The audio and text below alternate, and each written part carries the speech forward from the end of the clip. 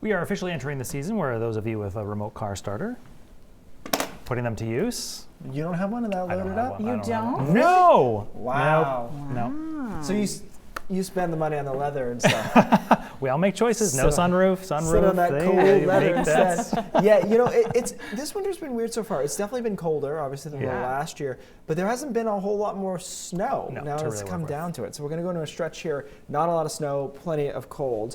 Look at these wind gusts today. At noon today, I had noted to Brian, 49. That was a high number. That gust in Portland turned out to be the highest in the state today. There were some wild numbers. I think Mount Washington, I want to say they gusted to 130, 140 miles an hour. So there's a lot of wind up there, just a few thousand feet up. And that's why the high terrain has seen a windy day as well. Wind advisory still has a few more hours on it technically, but it will still be windy tonight. Even when this wind advisory is canceled officially, there'll be gusts in the mountains, especially up to 40 miles an hour throughout the evening. So you can see that in the purple area here through the evening. Along the coast, it's in inland, it's probably 25 to 30 miles an hour. But ironically, the winds actually help keep us a little bit warmer tonight, because when winds settle down, that's when we cool off the fastest. So we don't get all that cold because the winds are still around. And it's breezy through the day on Friday. It's not until Friday night that we finally get rid of these wind gusts, and it gets colder Friday night into Saturday. Snow showers, upslope snow still continuing overnight tonight as well, with some light accumulation in the mountains.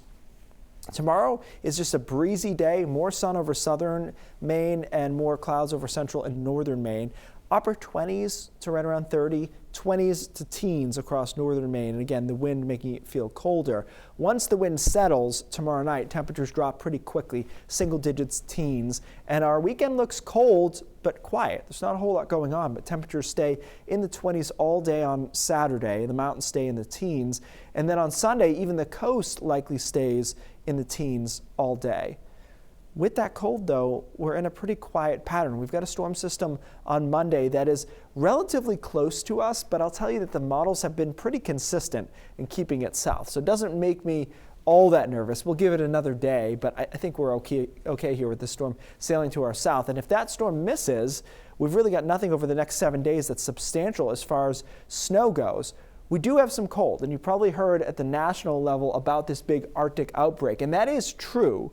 But it's worth noting that the most anomalously cold, so the most below average cold, is going to be in the mid and deep south. This is where temperatures will be 20 degrees below average. Maine will be colder than average, but not headline worthy. We're not going to be breaking any records. So that's it, really nothing going on.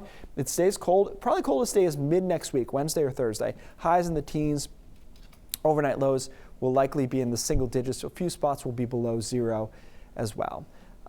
So yeah, that's kind of where the stretch is at. Quickly, we need to address this. A couple of emails about it. I lost a battle with a chop saw yesterday, and that's why this is bandaged. But they sewed it up nicely at Mercy Hospital, and everybody's The healing period. everyone's fine. But it is a cartoonishly large bandage, Yes. so I It understand is. why people have asked about it. I was hard going to to say, miss. this is when you're going to feel the cold too. All those nerve endings you No, that's hit. fine. I'm just going to hold it like Hold it this. very protected. Thanks, Keith.